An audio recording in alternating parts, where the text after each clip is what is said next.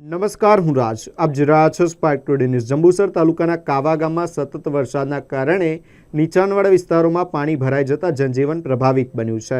પરિસ્થિતિને ધ્યાનમાં રાખીને ધારાસભ્ય દેવકિશોર સ્વામી, તાલુકા વિકાસ અધિકારી, તાલુકા પંચાયત પ્રમુખ કિરણબા યાદવ તેમજ આરોગ્ય વિભાગની ટીમો ગામે પહોંચી પરિસ્થિતિની સમીક્ષા કરી હતી. ગામના અસરગ્રસ્ત વિસ્તારોમાંથી અંદાજે 40 લોકોને સુરક્ષિત રીતે પ્રાથમિક શાળામાં સ્થળાંતરિત કરવામાં આવ્યા છે.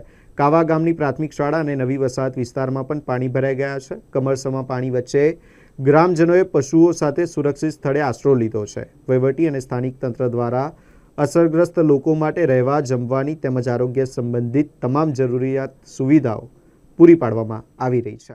વંદે માતરમ, ભારત માતા કી જય.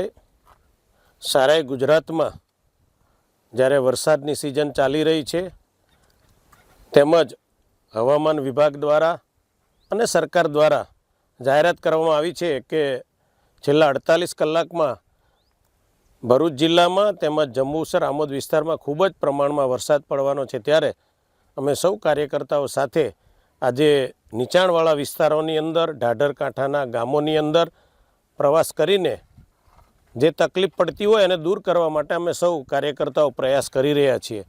આજે મંગણાત, કુંડળ, મહાપુરા, કાવા તેમજ બાજુના અનેક જે ગામો છે એનો અમે સૌ પ્રવાસ કરીને જે કાંઈ મદદની જરૂર હશે એ અમે મદદ પૂરી પાડીશું. સરકારમાં પણ રજૂઆત કરીશું.